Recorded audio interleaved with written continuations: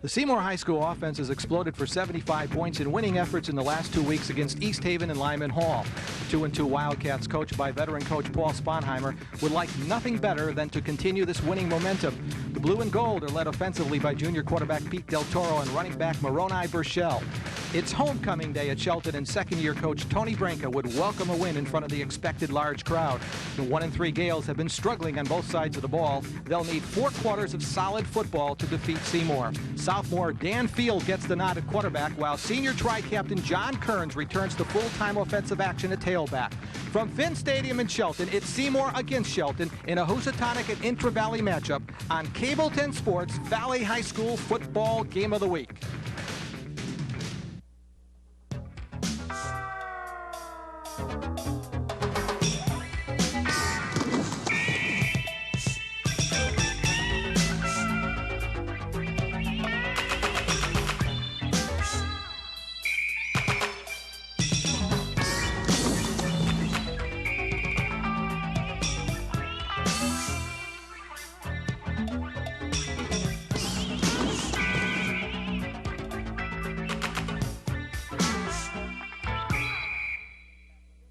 Hello again, everyone. Ed Clements along with Buddy Chernovitz at Finn Stadium in Shelton.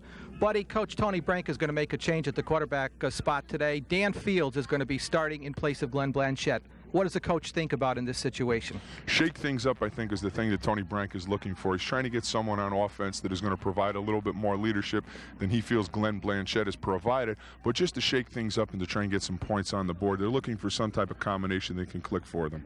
John Kearns, he's going to be going full tilt at tailback. We saw him at spots against Brantford. He had the hip pointer in that football game. Also for John Kearns, a relatively new position for him. He's going to be playing defensive end. He did play somewhat at defensive end as a sophomore. Again, combinations, trying to find something on defense that'll work for them. I know Kearns is a big, hard, bruising runner. He's going to give Seymour a problem. If he's healthy, because he comes through the line very hard, you're going to have to tackle him. He'll present a problem. Defensively, they got to shake things up also. They need some type of combination to win a football game. Now, the Seymour Wildcats, they were shut out their first 2 weeks, so 75 points in their next 2 weeks.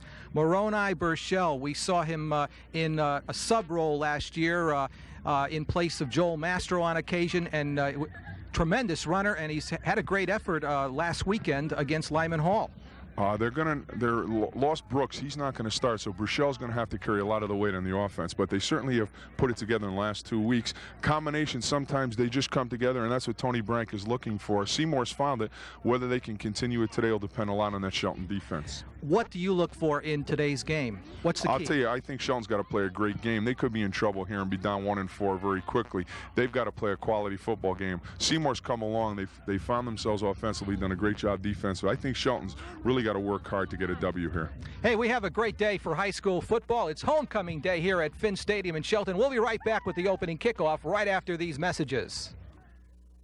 Welcome back, everyone, and we just could not have asked for a better day for high school football.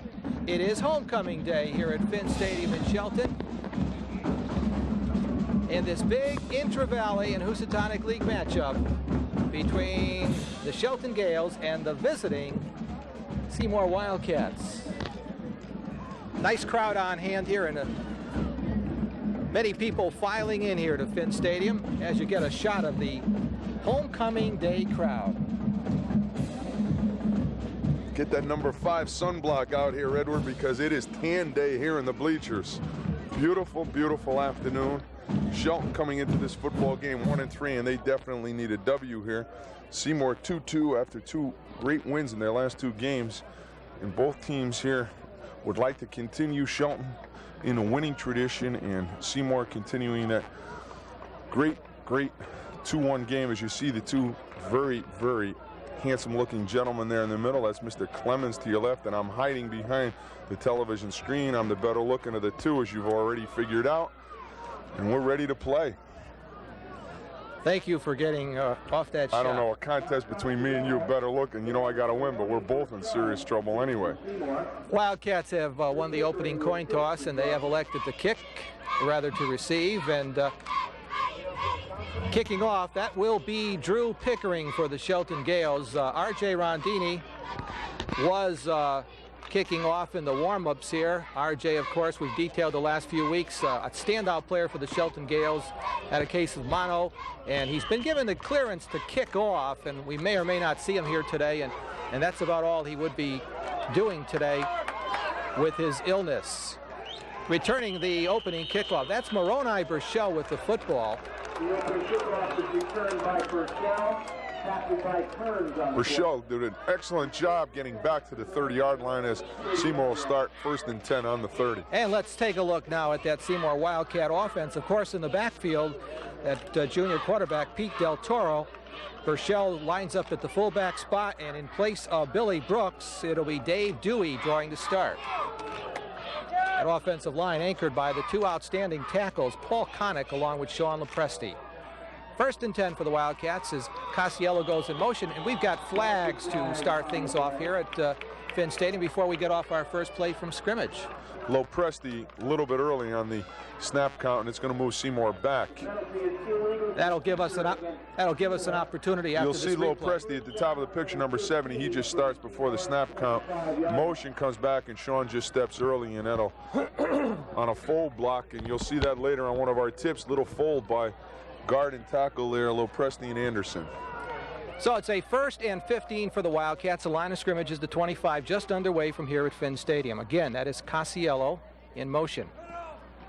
David Dewey, the tailback, and Dewey off the left side crosses the 30-yard up to about the 32-yard line before he's stopped by linebacker sophomore Brian Fetty. Dewey is going to come on the sprint draw. You see the quarterback Del Toro just handing off. Excellent blocking on that line of scrimmage, and a big gain for Seymour in their first run play from the line of scrimmage, about 10 yards. Let's take a look now at that Shelton defense, hampered by the injuries. Bill Panagiotis is out of this football game. In the secondary, Keklik is out. 2nd down, 2nd and 6. Dewey with the football, midfield, 40, 30-yard line, 20, down to the 10. Dave Dewey from the 37-yard line, a touchdown for the Seymour Wildcats. There are no flags. Dewey just came back with the same play they ran the first time. Little sprint draw. They come over Anderson and Lopresti, and he was into the secondary and gone before anyone really knew that he had the football. You'll watch here, Dewey just starts out, motion, try and drag that deep back across. The fullback kicks right out here, and then Dewey comes right through. He goes almost untouched right into the seam. Had a shot there, number 25, Joe Jean, but he breaks that tackle, and he's going to go from the 37-yard line on the touchdown on the second play of Seymour's offensive drive. Pickering with that last shot of Dewey as Anderson's kick for the extra points. Line drives it through the uprights, and Seymour with 10:22 showing here in the first quarter. They lead it 7-0. Eddie, not a good start for Shelton.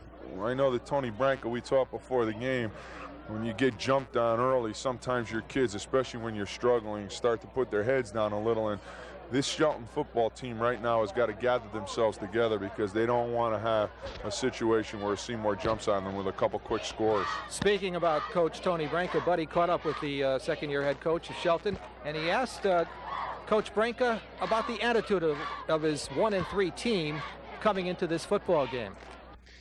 It's funny, you should kind of think that after having 3 losses in a row that the team should be down, and we're not. We definitely are not down.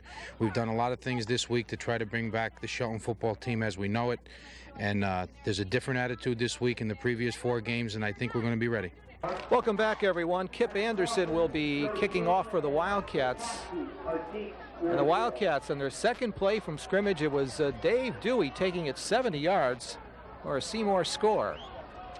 We mentioned before, 75 points coming into this game against East Haven and Lyman Hall, and they tacked up a quick 7 here at Finn Stadium. Sunny skies on homecoming day. There you look at Kip Anderson, the sophomore kicker. Kip has been kicking ever since his freshman year. That's Sapkowski with the football. And Sapkowski is taken down at about the 25-yard line.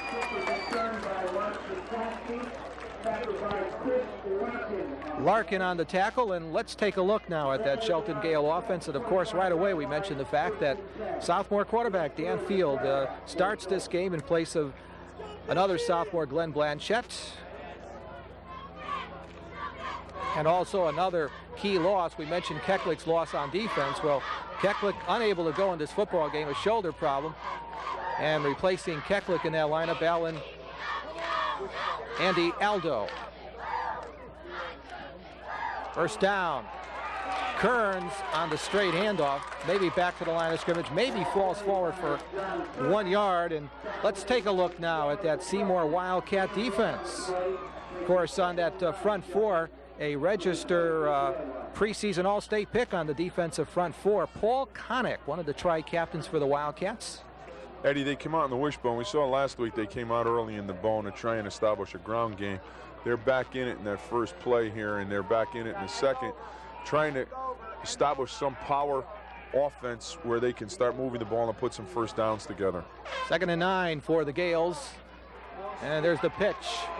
Subkaski, and Mark gets across the 30-yard line to about the 32 before he is upended by Moroni Burchell. Nice job coming outside. They do a good job closing out, and just tries to pin. That's Cho trying to pin the defensive end and allows Subkaski some room. He almost broke in there. One tackle kept him from getting into that secondary. Brings up a 3rd and about 5 here, and Shelton has to start getting some first downs. They need one right here real early. And of course on that line also another replacement, Lou D'Agostine at left guard in place of the injured Leon Sylvester. Kearns sweeping to the right side. John Kearns puts his head down, and I believe the Gales have a first down.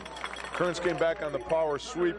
We saw Subkaski to the near side just a moment ago. Kearns comes to the far side. They just pitch the ball. Again, they're trying to pin the end, and the two lead backs, Gossett and Subkaski, trying to get him outside. Kearns does a great job of getting the first down as he goes across the 35 close to the 40-yard line, and that's the initial first down, and Shelton has to establish a running game here and keep the football away from Seymour, and that's a good start for them on their initial play series with that first down.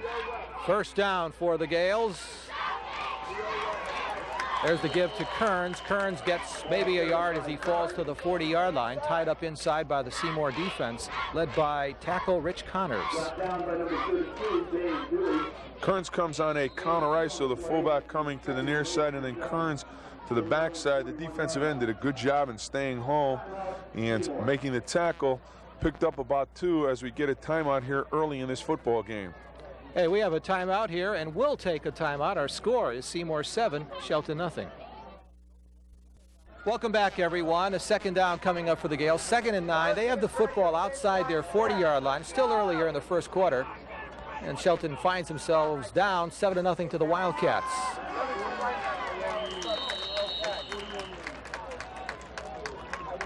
Coming with an off-tackle power that time again to Subkaski. No place to go. There's the Seymour interior doing a good job. That's Connick and Connors with Bichelle and Low Presti at the ends, who do a great job inside. Klemovich and Realstone at the linebackers inside are closing down that power game, and presents a big third down again here for Shelton. This time they've got about 7 yards to go, and again, they need to hold on to the football. They need to establish some type of consistency and get themselves on the scoreboard. Quarterback is Dan Field. Fullback is Gossert. Fake inside to Gossert, and Field's pass is deflected. It was intended for Kearns, and deflecting the pass was Burchell. Burchell did a good job that time, but they had excellent coverage in the flat. They were trying to get the ball out to Kearns. Watch Burchell coming in now. The block is missed right here. That's Gossett, who just doesn't get a piece of Burchell, and he's right into Field's face. The throw is knocked down, but you'll see coming to your picture, Seymour had pretty good coverage on that. The two linebackers floating to the outside as the Shelton Gales are in their first punt situation. Pickering will be punting the football away. And he gets off a fine punt. That's Casiello on the other end. The tri-captain runs out of bounds as he runs out of real estate, hemmed in at the 35-yard line, and we'll see the Seymour Wildcats, their second possession. And speaking about the Wildcats, Buddy Chernovitz caught up with the 10-year head football coach Paul Sponheimer, and he asked Coach Sponheimer what the Wildcats would have to do offensively and defensively to win this football game. Well, we just have to be physical. People have told me we've been physical the last 4 weeks, and maybe, you know, watching films, we probably are a pretty physical football team, but I think we've been physical over the years at Seymour. And we have to be able to play physical football and control the line of scrimmage both offensively and defensively. And like I said earlier, give Peter Del Toro the opportunity to do things when we want to do them and not when Shelton dictates. Welcome back, everyone. First down for the Cats. They lead at 7-0. They have the football at their 34-yard line. First quarter action. That offset I formation. Burchell's the fullback, and Dewey straight ahead as he crosses the 35-yard line before he is stopped there by tri-captain Scott DeMarco. They're opening up some pretty big holes along that line of scrimmage. You'll see again with the offset I and the fullback just coming outside. Again, a little sprint draw action, pretty similar to the play they went for a touchdown. They've run 3 plays very close to the same type of sprint draw action. This time Dewey dragged down after he picks up 2, but they're opening up some big holes. You look right along that line of scrimmage. And number 81 in your picture, that is Sonny Szynski.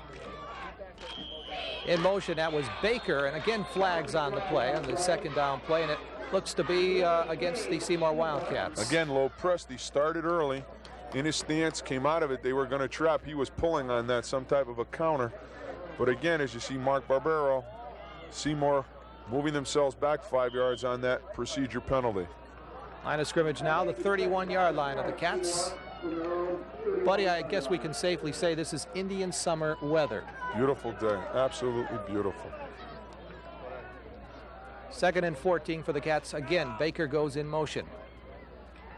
Dewey with some running room before he's wrestled down at the 35-yard line. Taking him down there, Todd Gossert.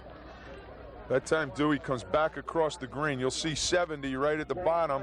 Lopresti pull, and in behind him comes Dewey on the counter. Picks up the 5 yards they lost on the offside penalty, and it brings up a big 3rd and about 9 for the Wildcats as you see them in their huddle. 2 excellent tackles for them in Lopresti and Connick. Big people along the line of scrimmage, and they do an awful lot with those 5 interior people. The ability to move and to set up some excellent cross-blocking type situations to get in there very quickly. 3rd down, the quarterback Del Toro pump fakes, now looking to throw, now running the football, and stopped short of the 40-yard line. Matt Coffin. Coffin came off a block and came up. Del Toro thought he had a lane to pick up the first down yardage as he rolls out. Here he puts the ball down, he gets outside of the defensive end, and then he decides to put it down right here and run, and then Coughlin comes off a block and makes an excellent tackle right here short of the first down yardage. Good defensive series for Shelton that time as they force Seymour to punt the ball the first time. They'll get the ball back with pretty decent field position. Wildcats will punt the football away. Kip Anderson punting for the Wildcats, and it's rolling around there at about the 35-yard line of the Gales, and the ball is down there, so we'll see the Shelton Gales, their 2nd offensive possession of the football game.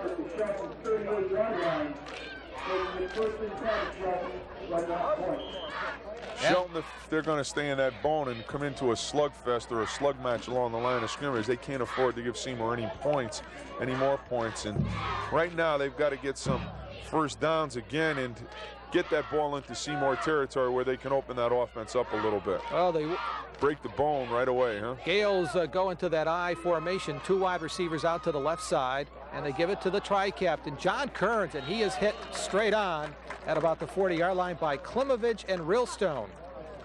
2 inside linebackers coming up. Matt Klimovich, a senior 5'7", 175-pounder, and Donnie Rillstone, 5'7", 150-pounder, are not real big in size, but boy, they come at you and stick you. They're tough people in there, and they do an excellent job in that 40 defense that Seymour has, containing that middle in back of Connors and Connick. 2nd down for the Gales as Coffin is checked in with the plays. He will be alternating at the tight end spot with Choate. Kearns with the football. And still on his feet, midfield, and down into Seymour territory goes John Kearns. We thought he was stopped after a pick pickup of about 5 yards, and he did not want to go down. He was finally dragged down by Baker. Baker does an excellent job getting a piece of Kearns. It's a little counter back. Number of white jerseys get a shot at him. Right here he breaks that tackle, breaks another tackle, and then down the sidelines before Greg Baker knocks him out of bounds. He just takes his legs down. Baker, again, a senior 5'8", 150-pounder, and I know his mom liked that hit. He does an excellent job back there in the safety position, being able to play midfield and then go sideline to sideline. Flags are dropped before we're able to get off this first down play. I have to say hello to Mrs. Baker also. She's my favorite fan. Whenever I referee a game at Seymour, she is one of the first to come into the gym and to tell me what a great job that I have done. Her son does a great job on this play as he goes to the sidelines here and makes that tackle. Here we see a penalty on the movement of that interior line from that set position. They were down and then stepped, causing that procedure penalty, and it makes it a 1st and 15. Ball at the 46. You've got to bring Kearns down like that and Gossett, because when they get ahead of steam, of that time Gossett was just dragged down, but once they get ahead of steam, they're tough people to drag down, and you don't want to let them break the line of scrimmage. Fred Galarraga on the tackle of Gossett, bringing up now a 2nd down for the Gales. Line of scrimmage, the 47 of Seymour. Still in the first quarter here. Sunny Finn Stadium. Housatonic League action, along with an intra-valley matchup. Seymour-Shelton on our Cable 10 Sports Valley High School football game of the week. 2 wideouts. That's Aldo along with Gene to the bottom of your screen, and that's Kearns with the football. And Kearns gets inside the 40-yard line. Klimovich on the tackle for the Wildcats. Again, Kearns gets into the secondary, and you don't want him in the secondary if you're Seymour. He's a slashing, very hard to bring down type of runner, and he picks up excellent yardage as it brings it a 3rd and very makeable 5, possibly 4 down territory for Shelton here early in this first half of football, but they are within making distance of that yardage as Kearns again slashing inside, picking up another 7 yards. And the Shelton Gales have called for a timeout. A little bit over 2 minutes to go here in the first quarter. This gives me an opportunity to tell our viewers that today's coverage of the high school football game of the week is a presentation of Cable 10 Sports, Valley Cablevision Incorporated.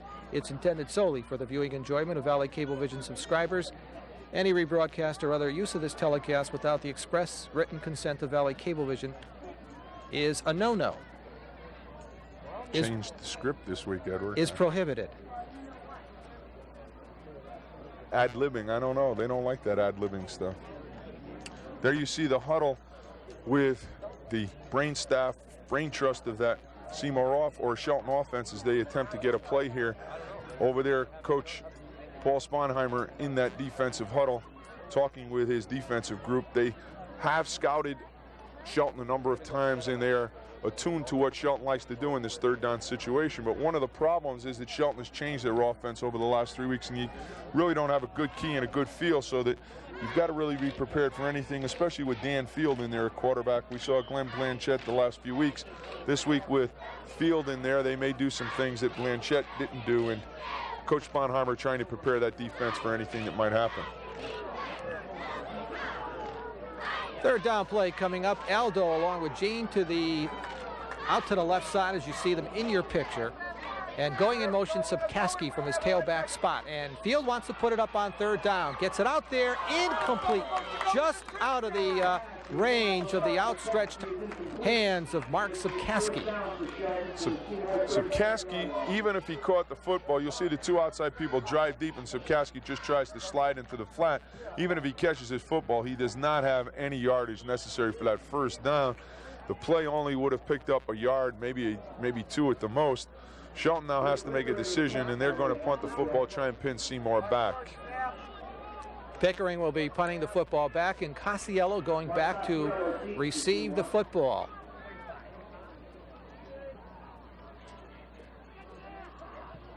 Fine punt by Pickering. Casiello watches it go over his head, and it goes into the end zone for an automatic touchback. And so the Wildcats will take over at their 20.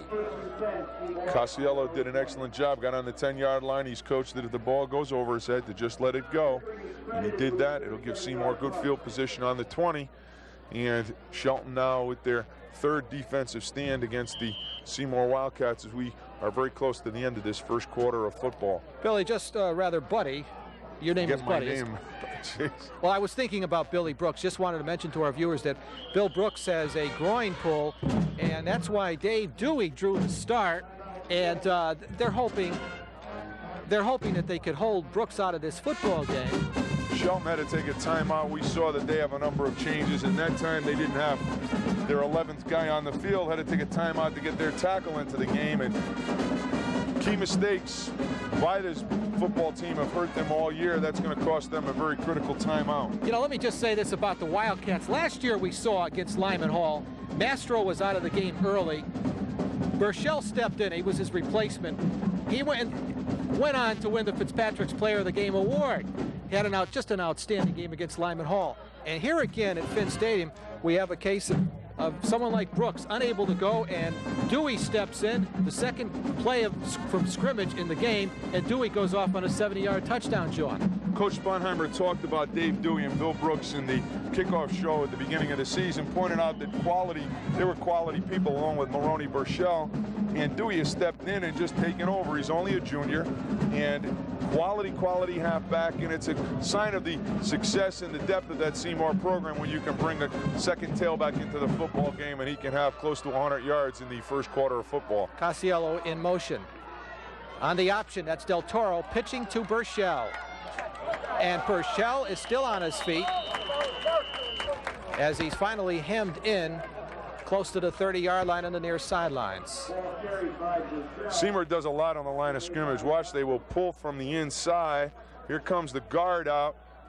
Casiello blocks down. The pitch is made, and Burchell right here almost breaks a tackle on Joe Jean. He almost comes over the top and goes all the way. Good job staying on that by Shelton, but big pickup for Seymour as they're close to first down yardage. Second and short, line of scrimmage, the 27.5 of the Wildcats. There's the pitch. That's Dewey.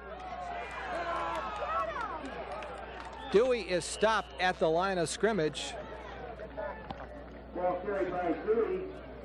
John Kearns on the tackle for the Shelton Gales. Tough to run outside, Mr. Kearns. Eddie pointed out earlier that he's moved to the defensive end position, and he is doing a great job containing that sweep as Seymour had no place to go as they got outside, tried to get Kearns or Dewey to the outside. Kearns right there as you look down that bench and you see a number of injured players along there for Shelton. A key to their season is the number of injuries that they have and people that are not playing here at key positions.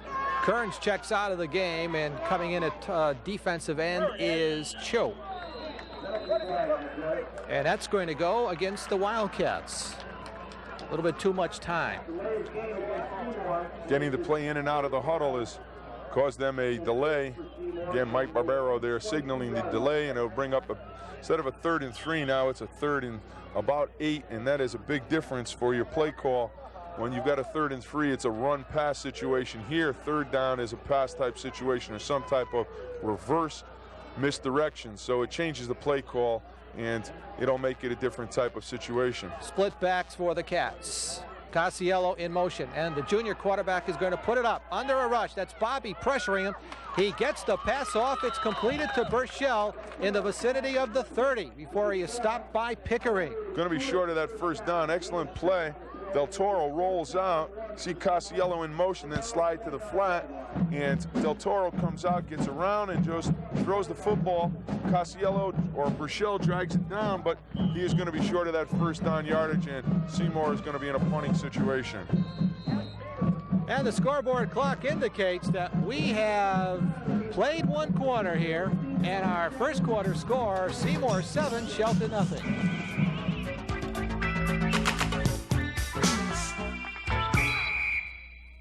Welcome back, everyone, as we begin matters here in the second quarter from beautiful Finn Stadium in Shelton. Our score is Seymour 7, Shelton nothing. Seymour punting on a 4th and 1 from their 29. Kicking the ball away, that's the sophomore Anderson. On the other end, Sipkaski with the football, and Sipkaski gets it close to midfield. Anderson is replacing Brooks, who's been the punter, did a good job getting the ball off. Sipkaski unable to break it, but does get back close to midfield, and it'll be very, very excellent field position for Shelton as they take their third offensive possession, try and get on the board here, get back into this football game. First down for the Gales at the 48-yard line. I formation. There's the pitch to John Kearns. Kearns gets up to midfield. First player to meet him was Galarraga, and Rillstone cleaned up for the Wildcats. We've got an injury down there for Seymour right in front of that Shelton bench as Kearns came around the corner. He picked up about 2 yards. Someone for Seymour was injured there, as you can see in there, and we don't know who it is, so we're not going to venture a guess here, but went down and dragged Kearns down and came up with the injury, and we'll see who it is as Coach Sponheimer is there with him. You see Coach Tony Branca walking away. Buddy, we talked about the numerous injuries that the Gales have, and they have been really hard hit by the injury bug. The Wildcats, ever since that first game against Cheshire, have been without senior outside linebacker Chris Burnetta. Chris had a knee injury in that first game against the Rams, and he has not been able to get back in play. That's going to, looks like it'll be a big loss for the Wildcats. That's Paul Connick, I do believe. That's well, he's up under his own power, and he's walking off, so hopefully it's just possibly the wind being knocked out of him or just shaking up on the tackle, but he'll go to the sidelines, and we'll see if he's able to come back in, but he certainly would be a big loss. He's a senior, 6'1", 237-pounder. He's a great leader in the defensive line and also on that offensive line for the Seymour Wildcats, and they can't play very long without that person in the lineup. Let's see who comes in for Big Paul on that defensive line. And that front four.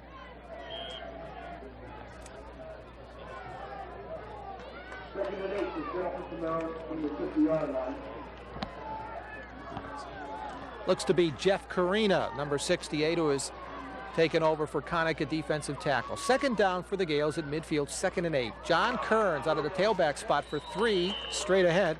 He's tied up there by Seymour tri-captain Sean Lepresti and Jeff Carina. They went right over Carina there. The first shot with Kearns. As Connick went out, they went right to him. Picked up about 4.5, 5 yards, brings up a makeable third as you look over the shoulder of Tony Branca here as they get the play into the huddle. 10:37 left to go here in this second quarter. Seymour up 7-0. Third down, I formation for the Gales. Gossard is the fullback, and the I back is Kearns. And Kearns with the football, slithering his way close to the 40-yard line, and let's await that spot. Spot is going to give it to him, Edward. He's going to have that first down as they came with a little draw play again. John Kearns, the workhorse of that backfield, as he drags another first down call by that offensive line or through that defensive line of Seymour.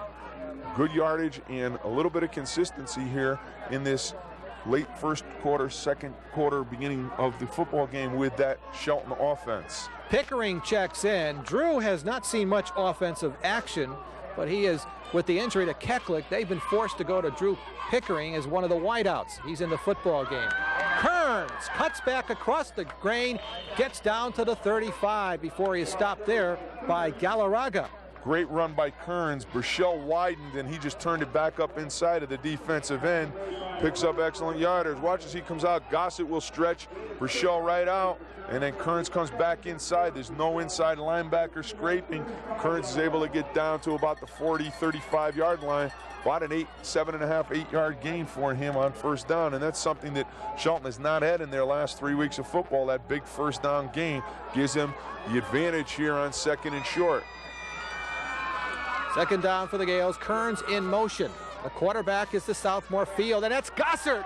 A huge hole, and Gossard fights for the first down. Starting to get a little rhythm on offense as they widen Kearns with motion. Just come back with Gossett up the middle. Again, that soft middle in the 40, and they find that soft hole as number 62 there, Dan Bobby, with an excellent trap at the line of scrimmage, and he kicks that tackle out.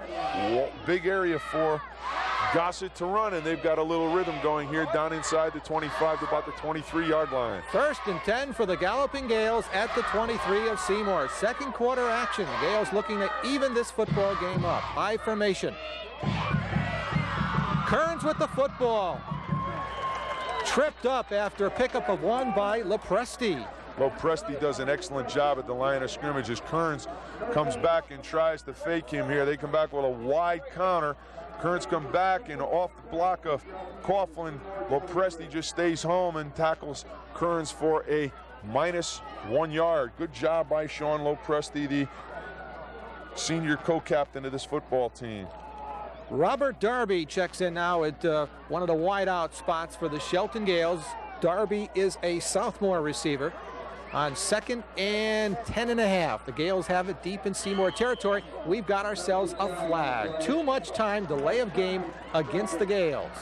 Again, Edward, they were 2nd and short just a moment ago. It makes it a little different. Now it's 2nd and 15. It's a very, very different ball game, and the defense is going to dictate now a little bit as Mike Barbero again signals the 3rd delay of game we've had here in this football game. Checking in now with the play from the bench is Joe Jean. And there, number 82, the freshman, Mr. Eason, waiting for an opportunity to possibly get into this. John, a freshman, playing with the freshman, junior varsity, and varsity teams this year. 2nd and long for the Gales, but they are deep in Seymour territory as Kearns goes in motion. Gossert, straight ahead, Todd Gossert, down to the 15-yard line. Boy, they hit it again with Gossert. They came back to the play they just ran successfully a moment ago. Bobby kicking out on Connors at the line of scrimmage. Look at 62. He just traps the tackle, and it frees up Gossert into that secondary right by the linebackers. They just closed the linebackers off, and he's down very close to 1st down yardage. 3rd and about 1. Coach Sponheimer right there, very upset at that. Twice they've been able to get inside on that soft 40 defense for big yardage. Now the Gales have a 3rd and a very makeable 3rd and short yardage situation as again Kearns goes in motion. And again the handoff, that is Gossert for the 1st down straight ahead. The ball should be marked just outside the 10-yard line. Coach Tony Branca is telling Seymour, I'm going to run that until you stop it, as Wheelstone gets in on the tackle along with Klemovich, but again just straight up the middle. Field just steps back. This time they trap the opposite way. It's D'Agostino who just kicks out across DeMarco, and the Bobby and DeMarco are blocking down, freeing up Gossett in the middle for the 1st down yardage. And Shelton was going to run that, I think, until Seymour stops it. They're inside the 10, 1st and goal. D'Agostino, sophomore left guard, and he's replacing another sophomore, the usual starter at that position, Leon Sylvester. A little bit of scissors action. Todd Gossert inside the 5-yard line. Boy, that's a great play. We run that at Amity, and that's a great play. They've run that motion all the time. This is the first time they've come back off it, and Gossert this time comes back with that short motion, and then watch him stop and come back right up the middle. Again, they trap with Bobby, kicks the tackle out, and he's back right up and running that same exact type play from a different type of look. Seymour unable to adjust in the middle. Bobby and D'Agostino doing a great job of trap blocking. DiMartino along the line just popping straight ahead at the linebacker. Well, it's a 2nd and goal for the Gales. Kearns with a handoff. And short of that, and they're going to bring up a big 3rd down here for Shelton. And he is stopped at about the 2-yard line. Big John Kearns. Get a chance to make a call, fans, 4th down. If they don't make it, do you kick the field goal or go to the touchdown? What do you do, Edward? I'd go for the score. Touchdown, 7 points, 6 points. Well, I don't know. I might want to get something on the board. It depends really what happens here, but if they don't make positive yardage, I might kick the field goal. Split backs for the Gales. That is Gossert going in motion. The pitch to the short side. That is Kearns. He is not going to get in. He's stopped by the left side of that Seymour defense. Some fine individual efforts. Connors around the football, getting up also Klimovich and Galarraga. Shelton is going to take a timeout. They're going to talk about it. I think they want to get something positive on the board. This is not a good play. It's fumbled right here by Kearns. Doesn't really have it. finally puts it away and then tries to cut back from the 5. Excellent pursuit by Seymour. They're not going to let him get in on that type of play, and it brings up a 4th down from about the 2-yard line. 5:17 left to go here, and I think Shelton would like to get something on the board.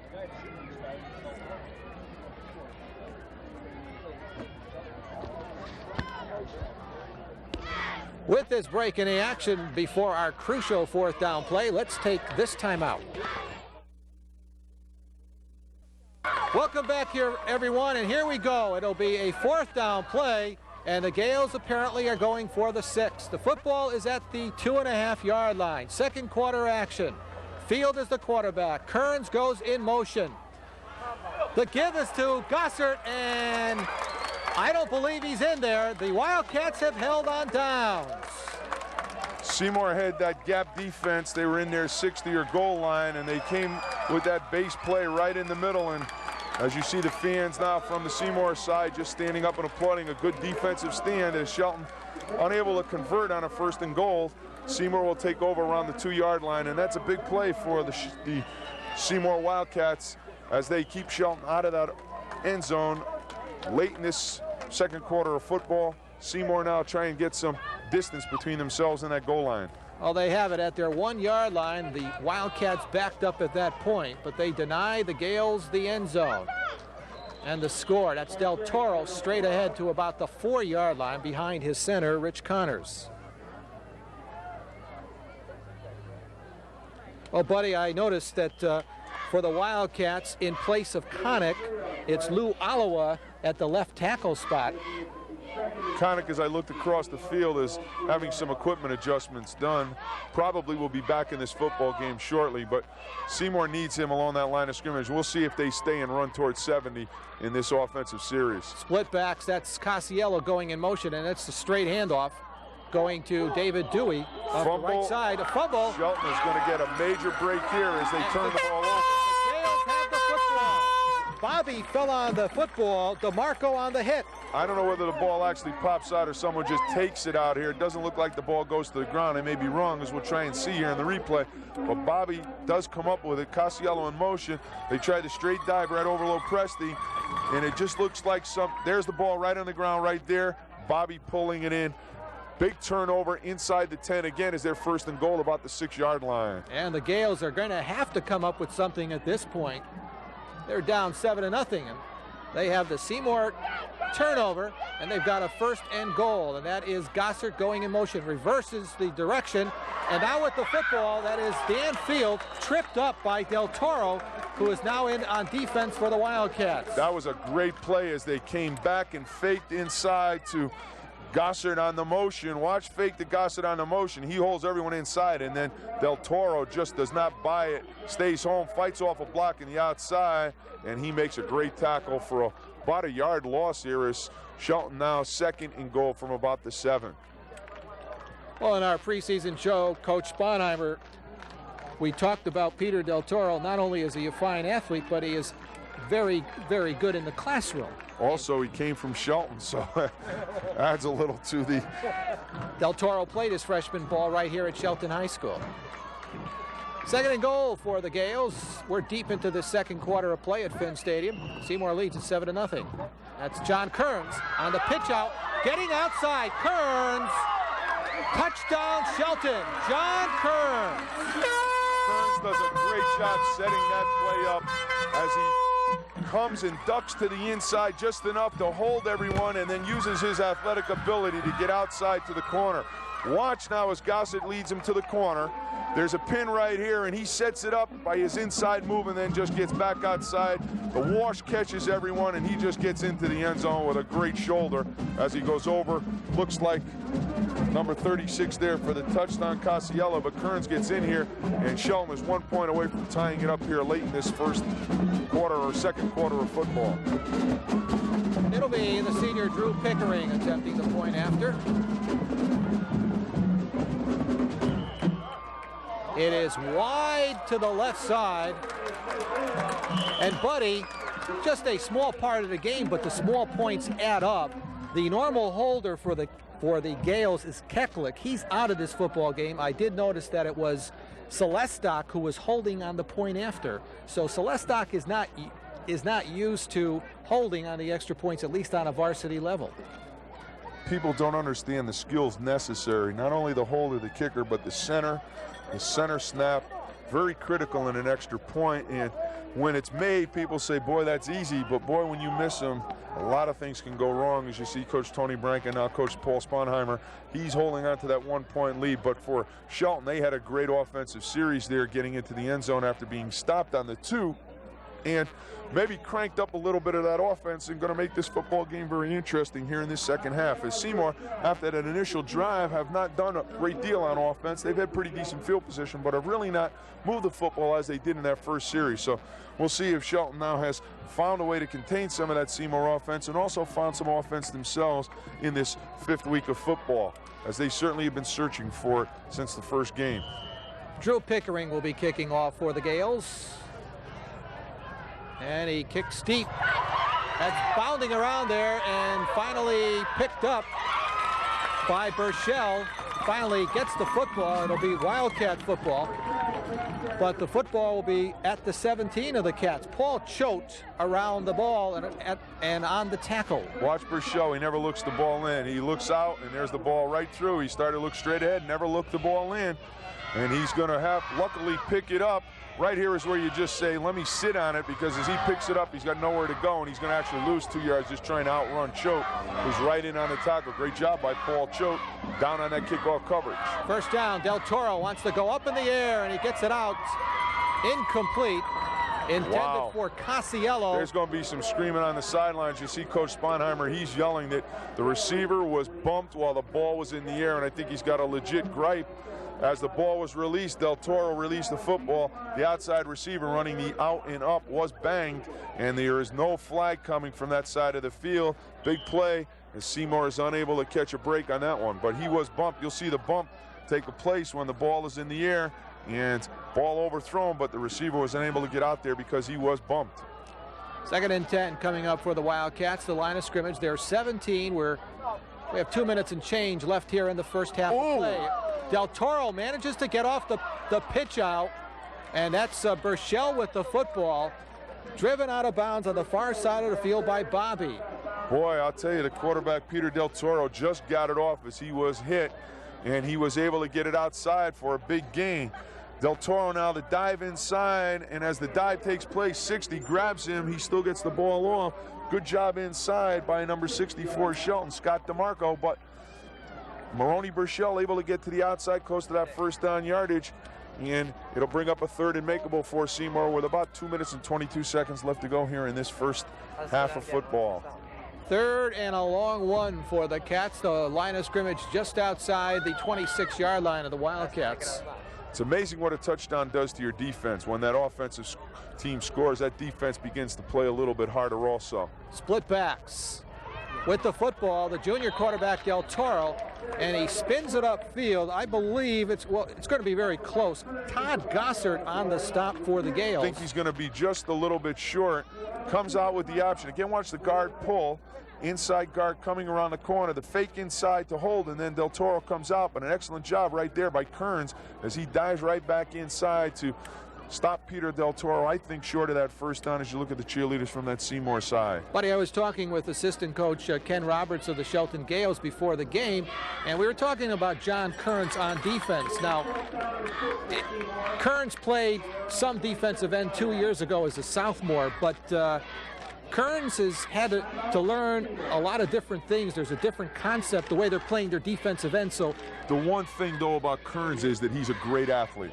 And great athletes can play anywhere, and you just try and get him where he can help your football team the most. But it's certainly a great asset or a tribute to John Kearns, who can make those adjustments week after week and help his football team where the coach feels he can play best. And it's tough when you're lining up as a tackle or a linebacker and then move to defensive end to get some consistency. You have to take your hat off to that young man. But as a captain, I think he knows that he's got to set an example, and he's playing where they feel he can do the best. And there's one of our cameramen who we'll get a picture of him. He's going to take a picture of us. What a way to go, huh? He better not. John Kearns has had to, as we get a look at one of our other cameramen. Get a look at our entire crew here today who are getting some of that suntan oil out here because it is a beautiful, beautiful day here at Finn Stadium. Kearns on the season thus far, buddy, he's been at nose guard. They have slid him out to defensive tackle, and now defensive end for the Shelton Gales. And he has done it all, and of course an outstanding offensive player for Coach Tony Branca. 4th and short, and the Wildcats line up as if they're going to go for it. Let's just see if they I'll tell you, I would not play them up tight here because I know Bobby Kello, and he will throw the ball in this situation. Let's see if they just want to run the clock out. That's Del Toro, and he is stopped along the line of scrimmage, and again we'll await the spot. This one is going to be real close. Kearns again on the tackle. Kearns did a good job along with the inside linebackers, but it's very close. I guess last time a little bit short. I'm not sure this time. It's going to be very, very close as Mike Barbero is going to bring out the down markers to get a look. Seymour took a timeout to talk over the play. They've got 2 minutes. They got an excellent 2-minute offense. I know with this first down, they're going to be a little more liberal and open it up a little bit, but they'd like to get a little bit further away from that goal line before they do, and they get that first down just by the length of that football, and they'll come out now, I think, spread and start throwing the football a little bit with that 2-minute offense. Well, Coach Sponheimer on 4th and very short. Went for it here. Big, big play. Had the confidence in his offense and in his quarterback, Pete Del Toro. First down for the Cats. Minute and 52, the time running down here in the first half of play. We've got a good one on our Cable 10 Sports High School Football Game of the Week. I think Seymour's out of timeouts here, so that's going to help. Del Toro, his pass intended for Sonny Szynski goes incomplete at midfield. Tried to drag Szynski across the field. Del Toro sits back in the pocket, does a nice job, but overthrew the receiver a little bit. You'll see here as Del Toro comes back, underneath is Casiello right along the line of scrimmage. Del Toro overthrowing the receiver. Didn't really have an opportunity to catch that. That's pretty high. Gets the tip there. Gene almost on the interception. Goes into incompletion. Seymour ready again. Second down for the Cats. Let's see if they put it up or elect to sit on it for the rest of this first half.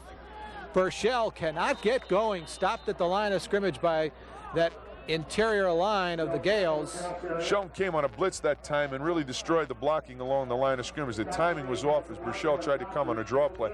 Gossett in on the tackle, but they just had a blitz coming and no one picked up the blitz man and really messed up that timing. As Seymour now with 1:19 are going to be a little slower to get off that line of scrimmage here as they are 3rd and long here.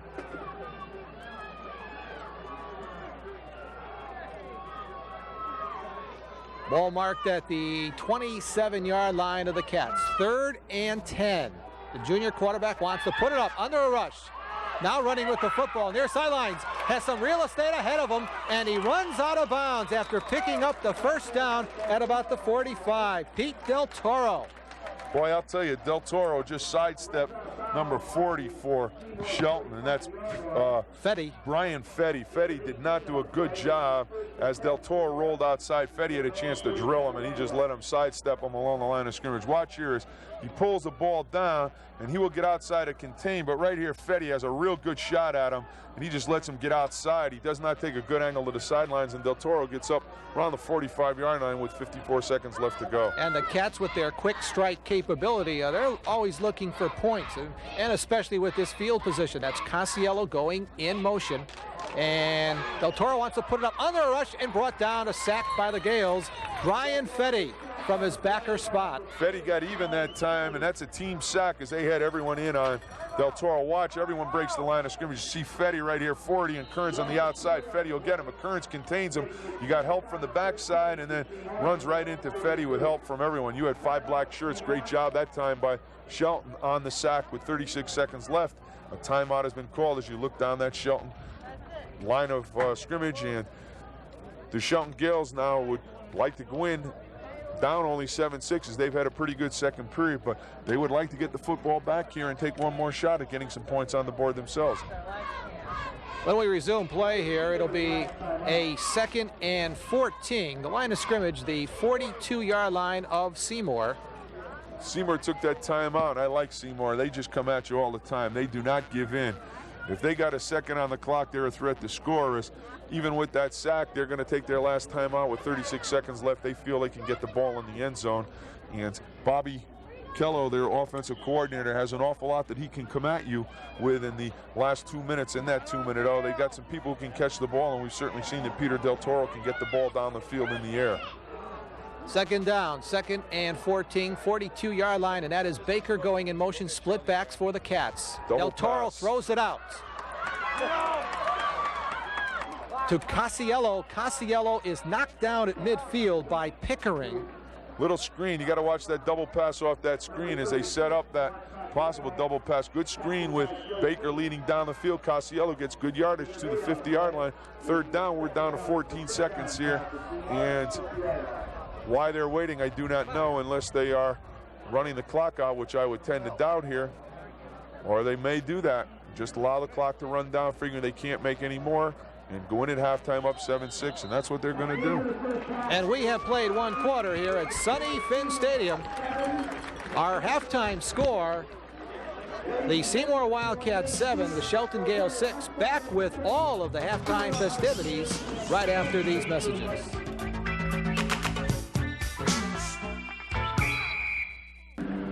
Welcome back, everyone. It is homecoming day here at balmy Shelton and the balmy Finn Stadium in Shelton, and we just have right now the twirlers out there, the color guard, and in just a few minutes we're going to have that famous Shelton High School marching band. Our halftime score, the Seymour Wildcats 7, the Gales 6. Let's enjoy this halftime show.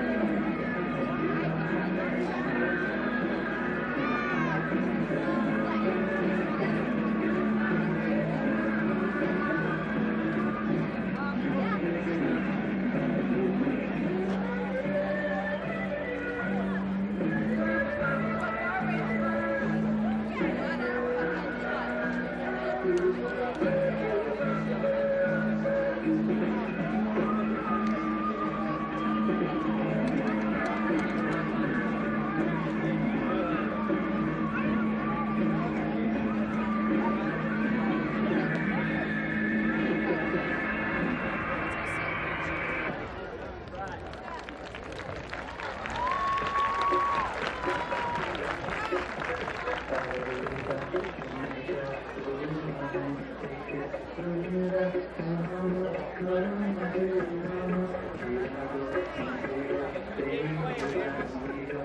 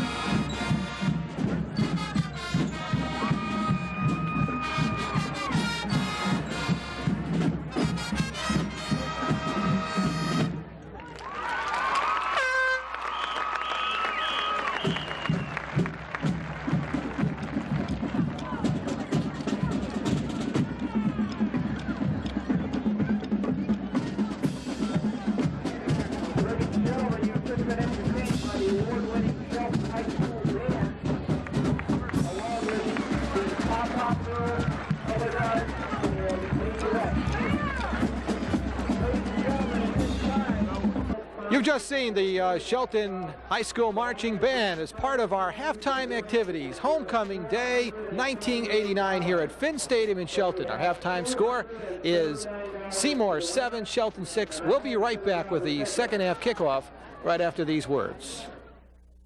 Welcome back, everyone, and we're moments away from the second half kickoff on Homecoming Day. Just a beautiful Indian summer fall afternoon here at Finn Stadium in Shelton, and Buddy Chernovitz has the first half statistics. Buddy? Stats really very close, and the key to the win or the 1-point advantage is the 70-yard run on the third play of the game by Mr. Dewey for Seymour, but the stats very close, and both teams not faring very well in the air, although Seymour has 2 completions for 15 yards. We'll see what the second half brings here as the Seymour Wildcats are going to kick to the Shelton Gales. Seymour up 7-6 here in this 5th game of the year here at Finn Stadium.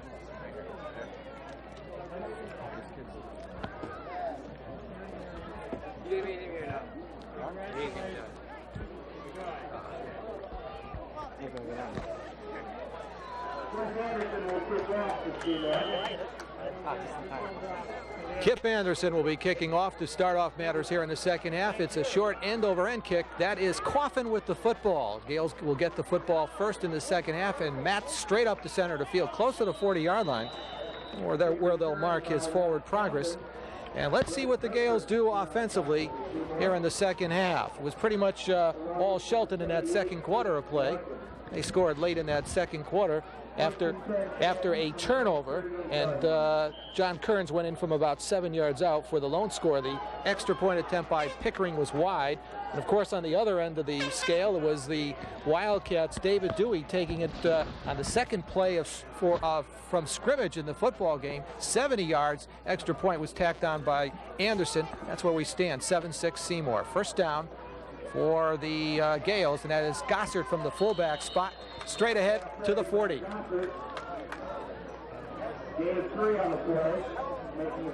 Lepresti on the tackle for the Wildcats. Just a straight ahead pop inside to Gossett, as he has done a good job, as we saw in the second quarter of football, getting in there, and they're coming back to that, dragged down for about a 2.5 to 3 yard gain. So it'll be a second down for the Gales. The line of scrimmage there, 40-yard line as we get underway here in the second half of play. I formation, 2 wideouts to the bottom part of your picture.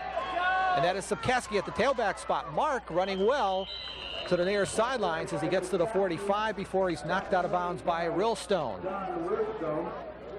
We saw Seymour or Shelton early in the season trying to just come inside outside with Gossett, Kearns, and Subkaski, and they're doing that very well here, holding on to the football and getting first downs as they're up close to the 45-yard line, bringing up a third down and about 3 yards, but they are able to get inside and run the football and make positive yardage here and to get those first downs, something they weren't able to do last week. Ball at the 45 of Shelton, and Kearns from the tailback spot. John is hemmed in at the line of scrimmage. Fred Galarraga got to him first along with Rillstone. Nice job by Rillstone that time as he came in, shot the gap, and was able to drag Kearns down short of the first down yardage, bringing up a 4th down, and Shelton unable to get a first down in this first possession of the second half.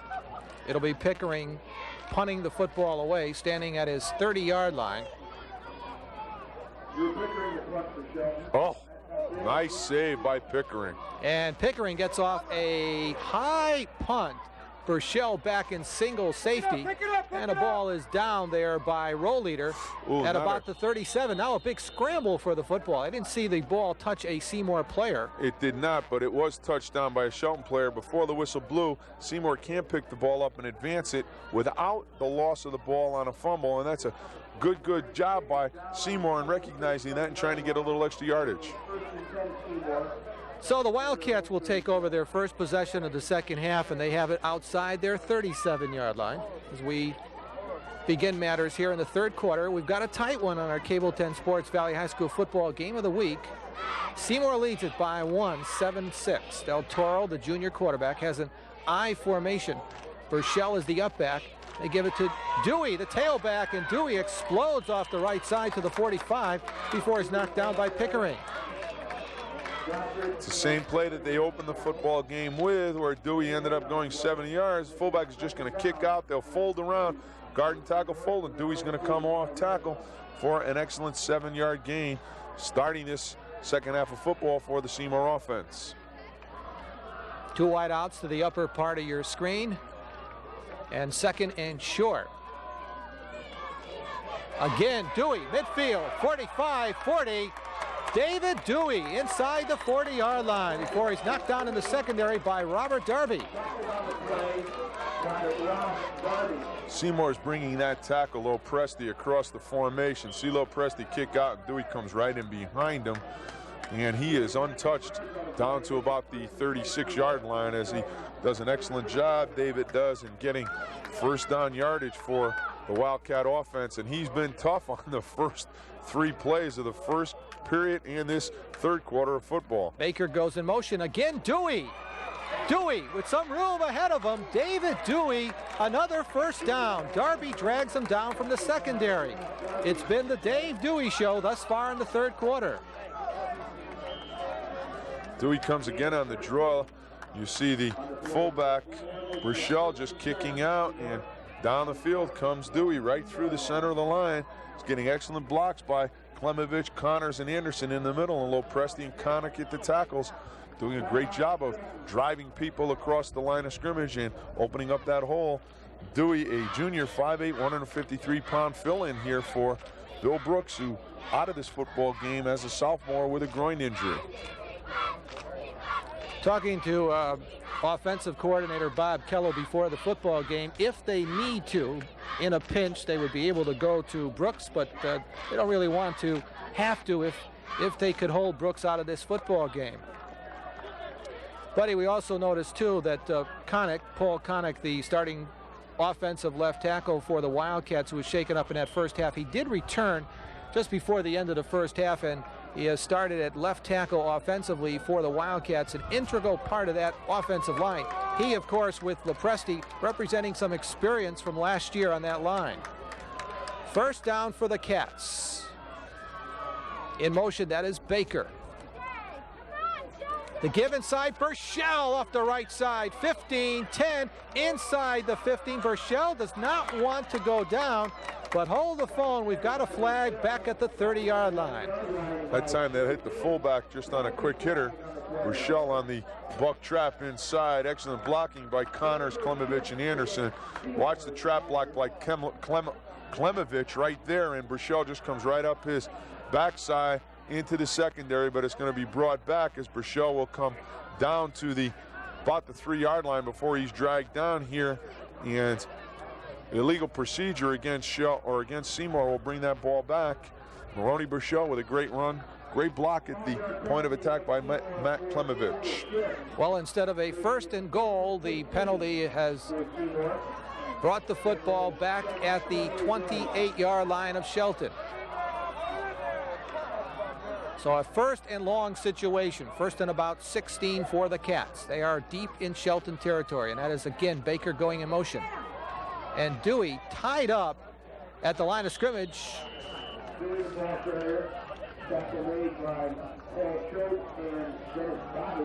Paul Choate along with Dan Bobby from their defensive end positions on the tackle for the Gales.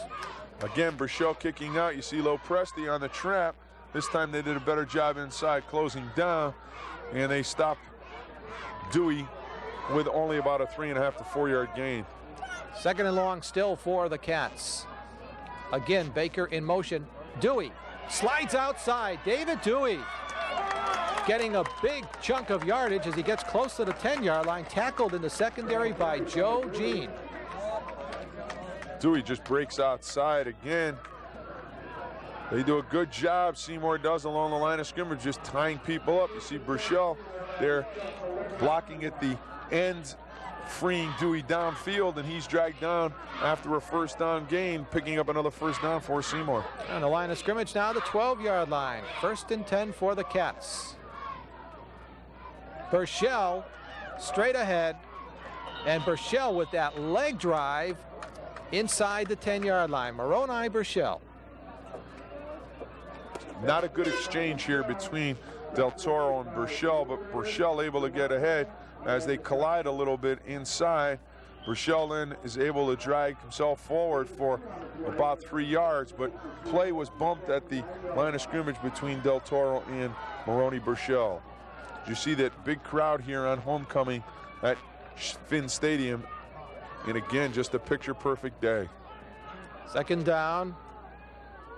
Del Toro gives to Dewey, sliding off to make the tackle. Drew Pickering and Dan Bobby. Good individual defensive effort by the Shelton Gales.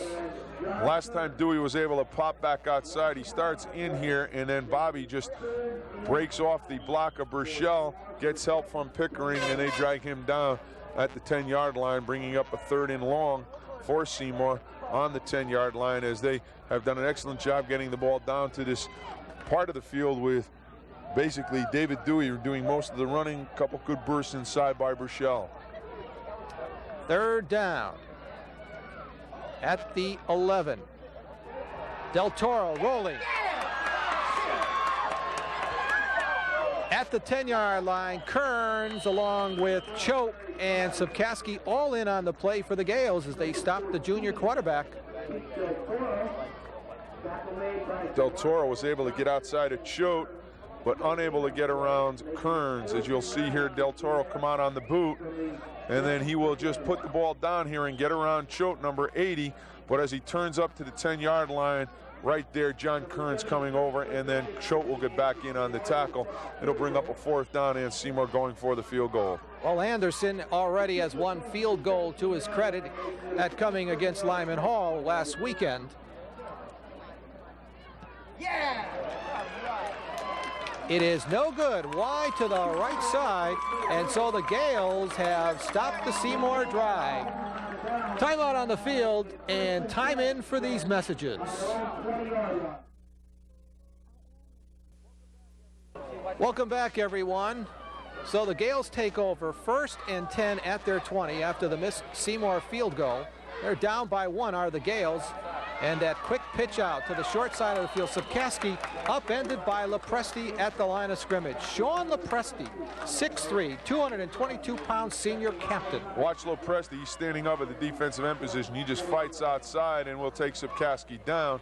Seymour has made an adjustment defensively. They are bringing their tackles down, gapped on that center guard, and trying to take away the yardage that Gossett was able to get in the second quarters. You see one of the young fans here at Shelton enjoying the beautiful day here. Seymour, notice inside now, they're gapped, and the linebackers have come out in a little bit of an eagle look, trying to take away the inside, and big adjustment defensively for them in this second half. Split backs. Kearns with the football as he slides to the 22-23 yard line. Stopped there by Lepresti again. Lepresti just holds his ground. He's a tough man to push out of there as they came back on the crossbuck, unable to make any gain. And there you see a Jet Patriot fan, and it'll be tough when those two teams get together for that young man to make a choice, but boy, he's ready to play. 3rd and 6 for the Gales. They have it at their 24. We're deep into this 3rd quarter of play from Finn Stadium in Shelton. Kearns with the football, just cannot get going. Hit in the backfield by the Wildcats. Kearns has nowhere to go here. As a lot of guys standing around here for Shelton. Number 75 just stands up, and boy, that's not the way you block on offense, but Kearns just no place to go, and he gets leveled right about the line of scrimmage. Brings up a 4th down for Shelton here as they try and uncrank that offense. They are unable to do anything in this 3rd quarter of football. Pickering standing inside his 10-yard line, and he gets a fine snap from Bobby, Dan Bobby, and a fine kick by Pickering. On the other end, that's Casiello. Mark Casiello bringing the football deep into Shelton territory before being dropped by Drew Pickering, the punter. Casiello broke the initial tackle and then went downfield for another 20 yards. Shelton had him contained at about the 40-yard line. You'll see as Casiello catches the football here, he is contained, and then we'll just break a tackle right here as he breaks the seam. An excellent job by Casiello getting down close to the 25, and then there's going to be a penalty tacked on here as Pickering drags him down. You'll see what probably is a late hit there on number 62, Dan Bobby, and Seymour will set up shop at about the 12-yard line. Well, a fine punt return by Casiello, the late hit by the Gales, and the Cats have the football at the 13 of the Gales. And we've got a timeout. With our timeout, let's go to our weekly feature, Coach's Tips.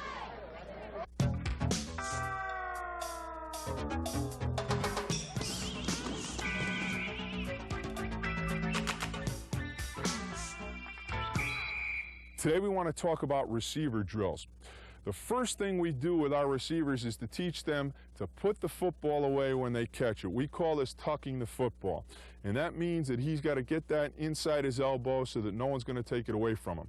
Once he's mastered that, we allow him to catch the football. The first drill we're going to talk about is just a catch and tuck drill where the individual is going to throw to his partner and they're both catch and tuck it away every time. Practice this for about a minute every day. The next drill we're going to use is what we call right hand tuck. Catch with right hand and tuck the football away. Again, repetition is important. After you do your right hand, we want to teach you to use your left hand. So you'll catch with your left hand, tuck the ball. Again, continual practice and repetition are necessary. The last drill we'll show you is just what we call over the shoulder, where you turn, get your hands inside, lock those little fingers together, put those little fingers together, and catch it and tuck it. If you practice this every day, take your dad out in the yard, you can work at it for about 10 minutes a day. In a couple years, you're going to be a heck of a receiver, and you're going to be starting for your high school team. We'll see you next week. Welcome back, everyone. Well, the Cats come up to the line of scrimmage. They have a 1-point lead. They also have the football at the Shelton 13-yard line. 2 minutes change left here in the third quarter. Del Toro, David Dewey, a fine tackle by Kearns.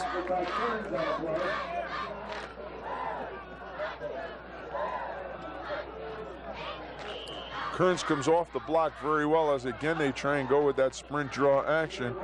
Fullback Maroney Burchell kicking out on the end, and coming off that block is Kearns to make the tackle for no gain. Brings up a 2nd and 10 from about the 13-yard line. Kearns now lined up as a defensive tackle. Started the game defensively at end. Burchell inside the 10.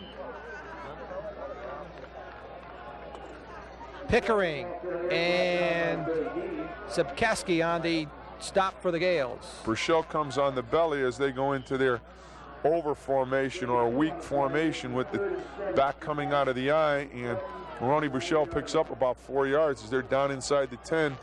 Big third down players. You look right down the line of scrimmage here. Pete Del Toro getting his team set. Split backs for the Wildcats. Pitch out. 5-yard line inside the 5 to the 4 goes Mark Casiello before he's stopped by tri-captain Todd Gossert. That was a great job of Casiello coming back in motion to get the guard out in front, Klemovich, and then Casiello takes the pitch. Gossert comes out, but Casiello very close to that first down yard as he dragged down. His knee goes down right about the 6-yard line. And a big, big play right here for both Seymour and Shelton, and it may go a long way in determining the outcome of this football game with 24 seconds left to go in this third quarter. 4th and 2.5, the line of scrimmage, the 5-yard line. I formation, Burchell goes now to the offset fullback spot. Casiello goes in motion. And Del Toro wants to put it up, has a man out there, that's Burchell, fights off a defender, scores for the Wildcats, goes into the end zone, Maroney Burchell. That's a great call by Bobby Keller from up here as they went to a strong and then slid Burchell out of the backfield. Watch Burchell sneak through right here as everybody goes to the left, and then Burchell just comes out to the right. Peter Del Toro just unloads the football to him, and he goes into the end zone for the 2nd touchdown. Great call from up here by Bobby Kello, and they're in with the 13th point of this football game here with 5 seconds left to go in this third quarter. Kip Anderson will attempt the 14th point for the Cats, and he line drives it through the uprights. And the Wildcats now lead it by 8, 14-6, with 5 seconds showing on the scoreboard clock left in this third quarter of play.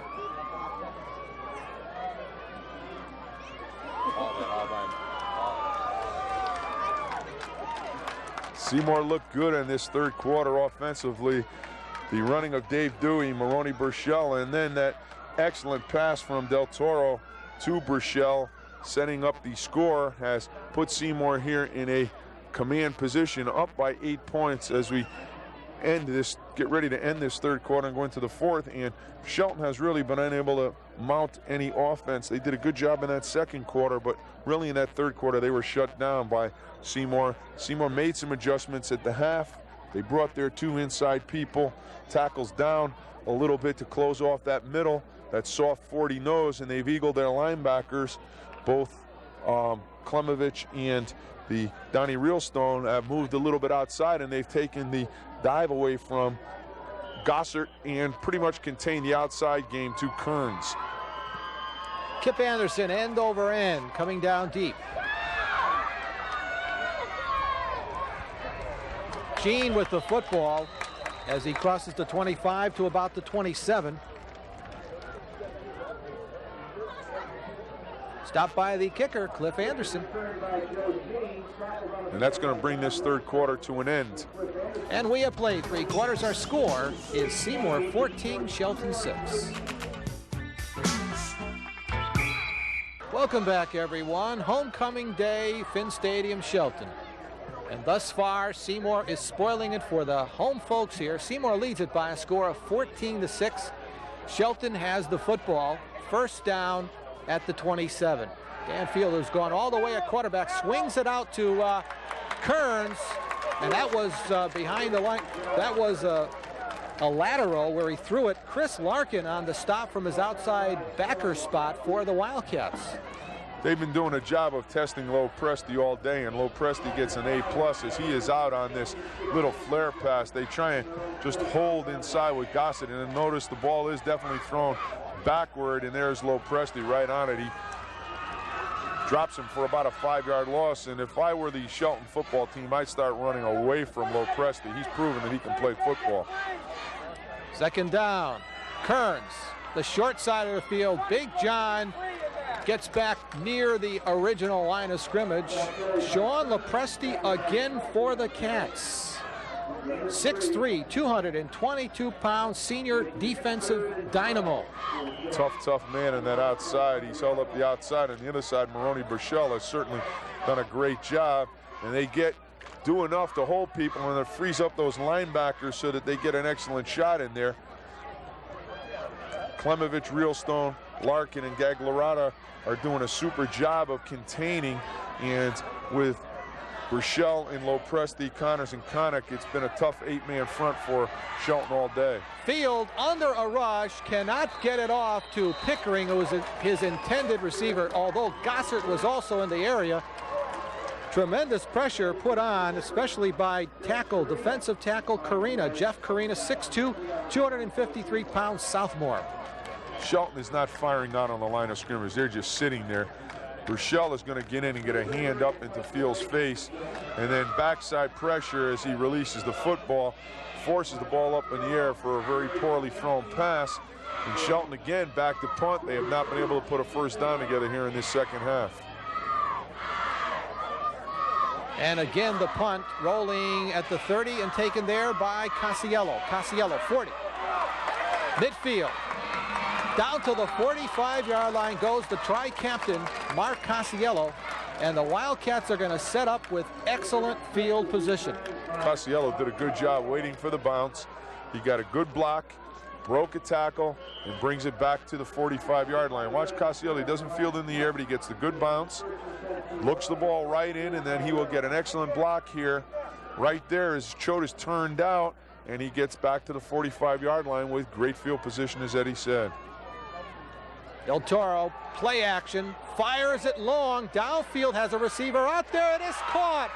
10-5, touchdown, Seymour. Mark Casiello on the receiving pass, a 45-yard touchdown bomb. Peter Del Toro to Casiello.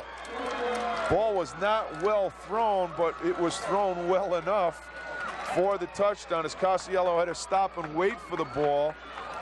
Del Toro did not get as much into it as he really wanted to, but he does throw the ball a long way. Watch, the defensive player is there. He just stops, and the ball goes over his head, commits a cardinal sin of stopping. That's Sapkowski, who is a quality player, and then Casiello just sidesteps the tackle there from Robert Darby and steps into the end zone. Seymour has put this game, I think, out of reach for Shelton with 9:53 left to go here in this fourth quarter of football. And a flag has been dropped on the extra point attempt. And it's an encroachment penalty coming up against the Gales. Wildcats lead it 20-6. Looking to add on that 21st point. That play is sending a lot of the Shelton homecoming fans home a little early. I know they're going home disappointed. Shelton has played a very good game, but not good enough here to take the Wildcats.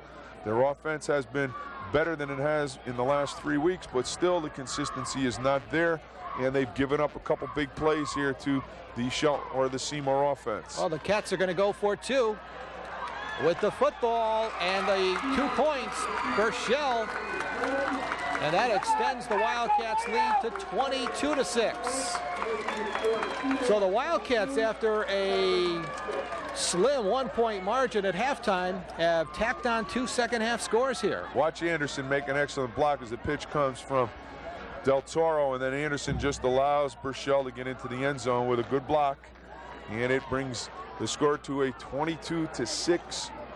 Shelton down, in danger of losing their 4th game in a row, and unfortunately we have been with them all 4 of these losses, and I know Coach Tony Brank is not going to want to see Valley Cable back here following his football team. We have been with him in all 4 of these losses. His football team has played well in spots, but the consistency that I know he wants is not there yet, and they are in danger of going down here to this 4th consecutive defeat to a pretty good Seymour football team who has come off initially two opening losses to Cheshire and North Haven, 2 quality teams in this league, and then roared back with, as Eddie pointed out, about 75 points in the past 2 weeks, beating East Haven, and last week Lyman Hall.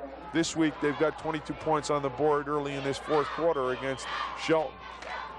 Kip Anderson will be kicking off for the Wildcats, end over end, coming down to Coffin.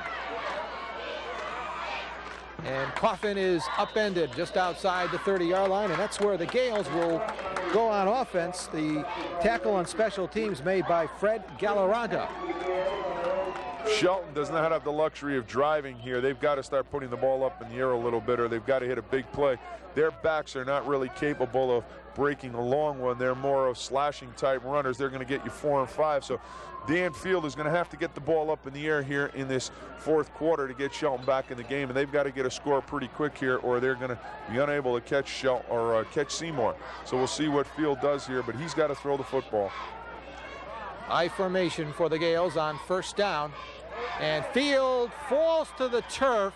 He wanted to throw the football and went down in the backfield. They had the boot set up, and as he came around the corner, he had a lot of open areas. You see Danny hitting himself in the helmet. He just loses his footing right here. Burchell is sucked inside, and right there, Dan Field just unable to keep his feet and takes a loss on the play, but they had a pretty good play set up, and we'll see if they come back to it.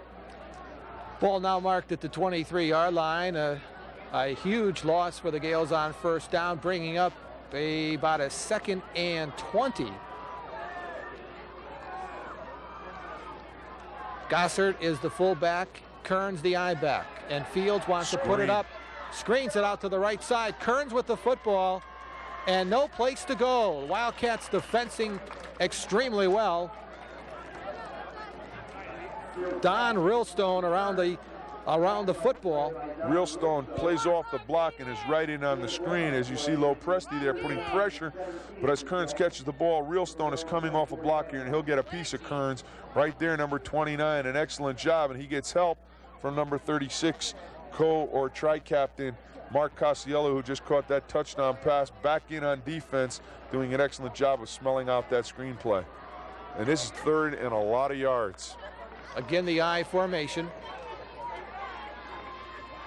And Fields wants to put it up under a rush, floats it out near side, and that is Coffin under the football, and a fine reception by the senior Matt Coffin, taken down by the nickelback defensively, Del Toro. They're still going to be about 6 to 7 yards short of that first down. Field gets the ball out here. Coffin runs under it. Field gets all of the throw into it. The ball was not a spiral, but it gets the job done. Still going to come up short of that first down yardage, and Shelton is going to take this opportunity to kick the football back to Seymour with about 7 minutes and 10 seconds here left to go in this 4th quarter. Pickering standing inside his 25-yard line. Back deep for the Wildcats, Mark Casiello. And another fine punt by Pickering, and taking a Shelton roll out of bounds inside the 25 of Seymour. Our score, Seymour 22, Shelton 6. Back after this. Welcome back, everyone, as the Seymour Wildcats have the football. And David Dewey with the football on the handoff from Del Toro. This young man, David Dewey, has impressed me this afternoon. 5'8", 153-pound junior tailback, and he is a replacement for the sophomore starter, Billy Brooks. I would not want to be Billy Brooks next week, because it's going to be tough to get Mr. Dewey out of the lineup. He just breaks the sprint drug. And watch Bobby. He's got a piece of the shirt. And he just got to go catch up to Mr. Dewey as he pulls him ahead for about 7 more. But Dewey is certainly having a great game here. Again, Edward, last year we saw Maroney Burchell do the same thing in this same game, and here he goes again. David Dewey crosses into Shelton territory before he's upended by the sophomore in the secondary, Robert Darby. Seymour is getting the nail in the hammer out here as they're about to nail the coffin shut. Dewey just running wild into the secondary. Again, the Seymour offense blowing people off the line of scrimmage, and you have to take your hat off to Connick, Klemovich, Connors, Anderson, and Lopresti. But they're going to bring this one back. Somebody committed a no-no, probably a hold. There it is. One of those guys inside, probably lineman, guilty of a hold, and they're going to be 1st and 20. But David Dewey is running wild here in this second half of football. He didn't do that badly in that first half First either. 3 plays, and then after that he took a break and came back in this second half. That's Burchell with the football, and he is stopped in his tracks by the Gales, led by Dan Bobby from his defensive end spot. Excellent job by Del Toro as he comes back and then gives the ball to Burchell, who's into the I-back this time. Not a great deal of yardage, but Seymour comes at you with a lot of repertoire. Their offense is filled with a number of plays, and as you saw just a moment ago, they can take the ball, throw the ball down the field. They run the ball extremely well, and they give you a problem defensively in trying to take away their package. Casiello in motion, and the straight handoff. Dewey. That's Burchell. Burchell checked that. Burchell, Moroni close to midfield. I believe he's picked up the first down. Gene on the tackle in the secondary. I'll tell you, 2 quality backs, whether it's Burchell or Dewey. This time Burchell breaks the tackle right there at the line of scrimmage and is going to get the first down yardage on a big 3rd down and close to 20. Drags himself down. Gene finally pulls him down, but he is up right around the 47-yard line. And again, the nail and the hammer are out. 5:11 left to go. Seymour is nailing this game shut. They have dominated this second half of football and basically not given Shelton an opportunity to win.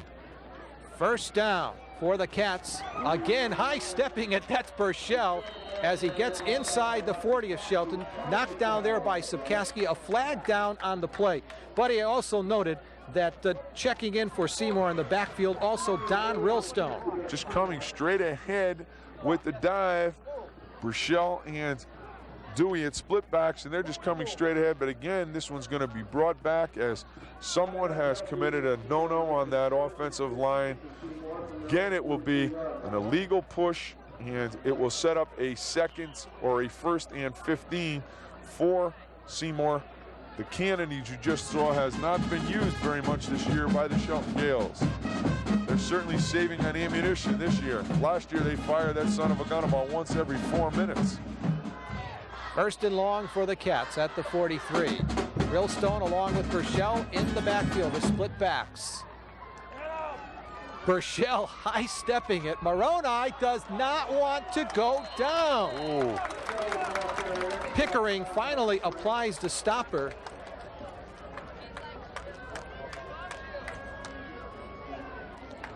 Burchell comes on the counter, leaps over that line of scrimmage, and then almost breaks it right here. Pickering just stays with him and pulls him down. He gets some help right there from Choate. But Seymour and these backs are running extremely hard. They are breaking tackles at the line of scrimmage.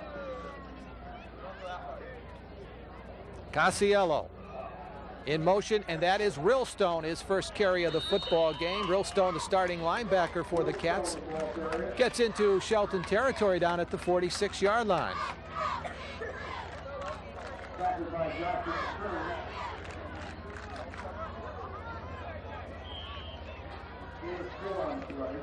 Casiello kicks out right here at the line of scrimmage, and through the hole comes Donnie Rillstone. Look at Moroni Burchell taking on Pickering.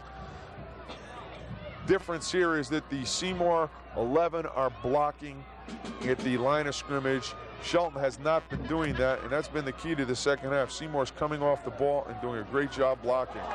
A loose ball as Del Toro attempted to pass the football, and now the ball squirts forward to about the 45-yard line of Shelton, and let's wait for the officials to unravel this. Looks to be Seymour ball. Paul Connick fell on the loose football. Not only did Connick fall on it, but when they watch the films this week, Paul is going to yell out, "I got a 3-yard gain," because he picked it up for +3 and almost broke it there. And boy, I'll tell you, when a tackle can pick the football up and run, when you get to the films, especially on a WE, you're going to enjoy that. And Paul is going to appreciate that run there for about 3 is not enough for the first down. Seymour's forced to punt. And Paul Connick, after his 3-yard gain, goes off the field. 4th down, 4th and about 4.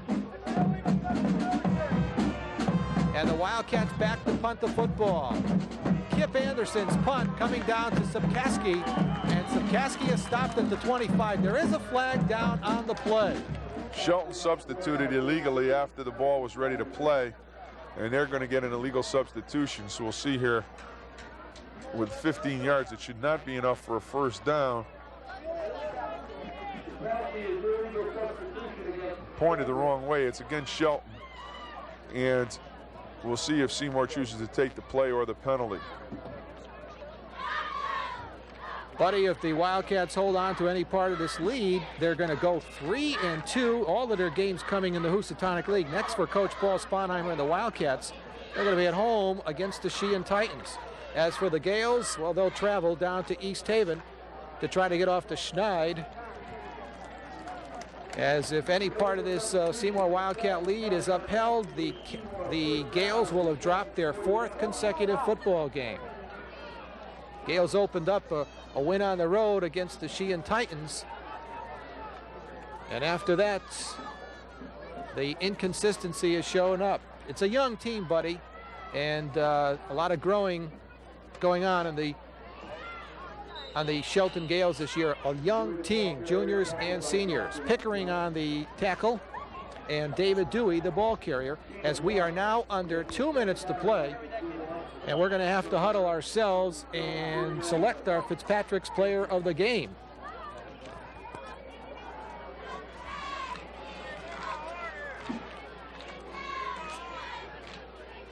Second and 9 for the Cats. The ball at the Shelton 39, as the Cats will no doubt just run things down here. Burchell is the up back, and Dewey is the tailback. And a flag is dropped on the play.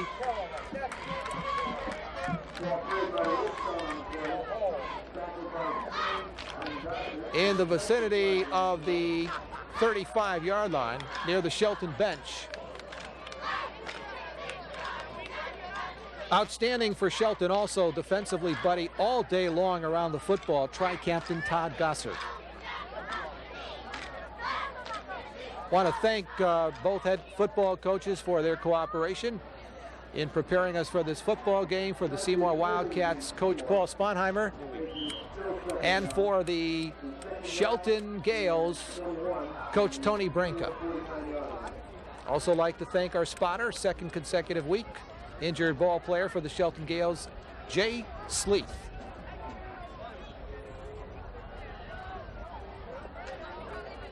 Second down, David Dewey, dragged down by a whole host of Gales, tri-captain John Kearns, Pickering, Steve Kroc now in on defense, all around the football. Dewey just tries to come back again on the counter. Play that they've had great success with. Shelton playing tough along that line of scrimmage now with only 59 seconds left to go. Closes it down, but this game was determined early in that third period with the running of Burchell and Dewey. The inability of the Shelton Gales to mount any offense, and Seymour capitalizing early on a touchdown and then on a mistake by Shelton. Return and a penalty got him inside for that third touchdown, which really put the game out of reach.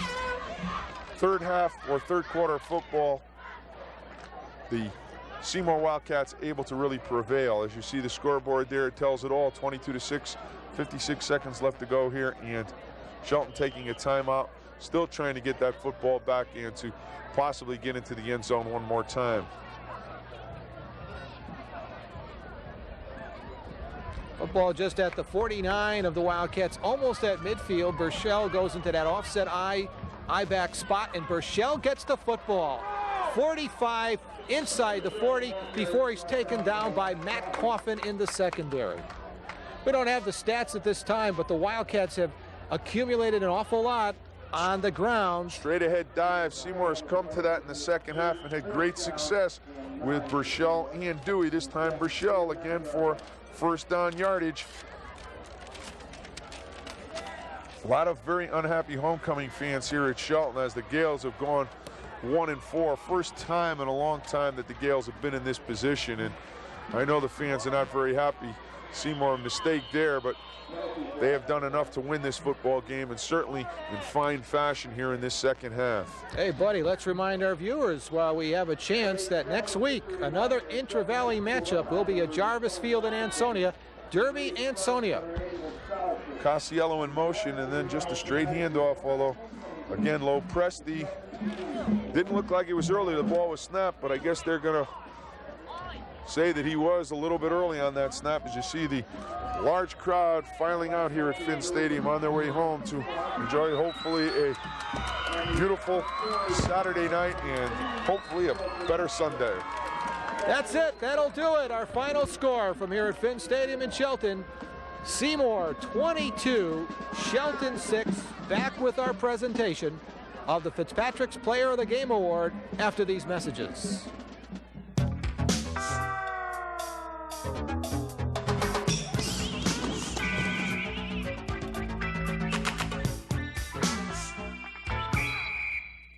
The Seymour Wildcats 22, the Shelton Gales 6. For Buddy Chernovich, Ed Clemens saying goodbye, everyone.